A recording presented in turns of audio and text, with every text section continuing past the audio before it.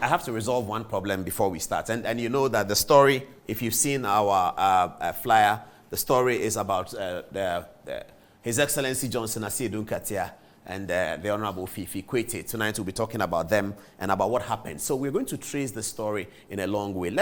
People called and said that our flyer tonight was quite different. It's too long, some of them said. It's too long, we can't read it. We're trying a change of style. And I'm going to put it up here, and I'll read it very quickly, what was in that very long flyer that we put out there. You see it. And then we tell you how we're going to go by the program, and then we start. The whistle will blow, and then we start. So here is our flyer tonight. We just said as follows. We said, folks, don't miss the show tonight, because the story begins from last Thursday, when the started on the corridors of Parliament that a vote might be taken on Friday. Adom-Otchere, who is the minority leader, led a presser to insist that the vote should be taken, and it should be taken as a secret ballot. Indeed, Adom-Otchere boasted that he had all the votes under his control. The story continues at the debating chamber of Parliament, which was swiftly converted to a polling station.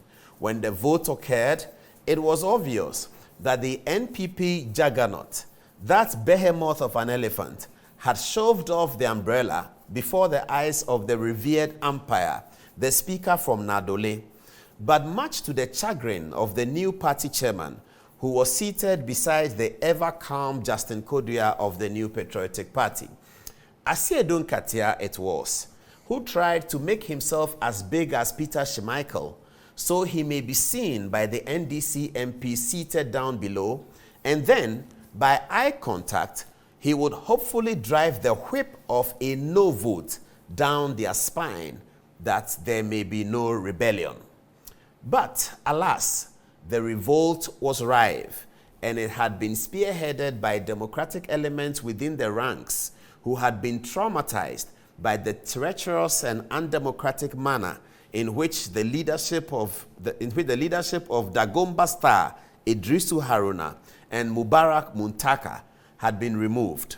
Such elements were unnerved that if they allowed the new leadership to receive orders from the National Party on how to vote in a press statement, which also carried threats of sanctions, then the independence of MPs would be undermined. Those MPs, have stacked their claim against the crown of Adom-Otchere, and the new leader will soon find out that gaining political legitimacy for his leadership may be a more intractable situation than biting away at the debt-to-GDP ratio of Oforiate's post-COVID economy. Good luck to Adom-Otchere, but if he doesn't succeed, then the NDC will need to dig deep into themselves and revive the cadre communities in order to mount a formidable challenge to the old enemy when D-Day comes on Saturday, December 7th, 2024 at 7 a.m. when the polls open in over 38,000 polling stations across the nation. Join us tonight for all the analysis plus more. Yes, we do have all the analysis plus more. So how are we going to set out to deal with the program tonight? They'll put it up in terms of like you're reading a book and you see the contents in terms of that. So this is how we set it up tonight. So we're going to begin our conversation with a definition of radical ideologues. We had said before in analyzing the NDC, the NDC National Executive voting at the Congress at the stadium.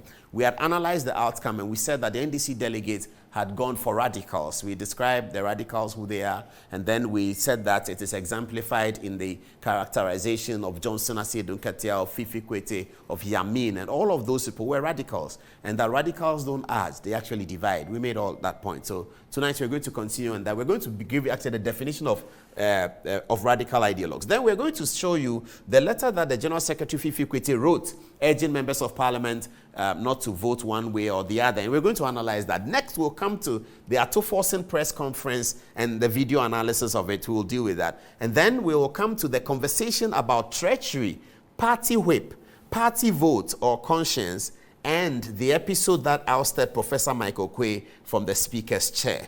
Because they are talking about treachery. I've seen that Samuel Kujita Blacko, my friend, has put up treachery. Everybody's complaining about treachery. But what are we calling treachery? Breaking ranks with parliament, is it treachery sometimes, but it's not treachery sometimes? Is it treachery all the time? We're going to be looking at that because the NDC and some democratic observers celebrated the breaking of ranks in the MPP line to allow Speaker Bagbin to become the Speaker of the 9th of January 7th. That was not treachery, but they call this treachery. We're going to go into it and see which one should be called treachery. All right. And then we continue with what we call the folly contained in using the whip when it comes to nominations. And we're going to highlight the story of Fifi Kwete and the 2009 vetting and voting. Because we thought that it would be very simple to politicians, that it is very difficult all over the world. And in coming to this conclusion, I've studied the American situation as well, in terms of nominees since Reagan, how it has turned out in the American capital, how that has turned out at Capitol is what we found. And it's similar to Ghana. Nominations, it's difficult to use party whip against nominations. Fifi Kwete is the obvious example at the time he appeared. We have the video when he appeared, and we have the data when he appeared. It will show that MPP people broke ranks to vote for Fifi Kwete in 2009 to become a Deputy Minister of Finance. It beats our imagination then. Why, years later, as General Secretary, it did not occur to him that cracking the party whip on nominations is difficult in America at the capital, is difficult almost everywhere else, is difficult in Ghana. But we'll get there. All right. So, and then we will talk about the gaps in the leadership of the NDC, if there are any. Following after that, if there's more time, we'll do the analysis of some 21 constituencies, which we will start looking at based on what is happening in Parliament now. There are 21 constituencies from the 2020 election where the results show that the winners in these 21 constituencies won by less than 5%. NDC primaries are coming, MPP primaries are coming. Both parties want to secure majority in Parliament. Will these 21 constituencies matter?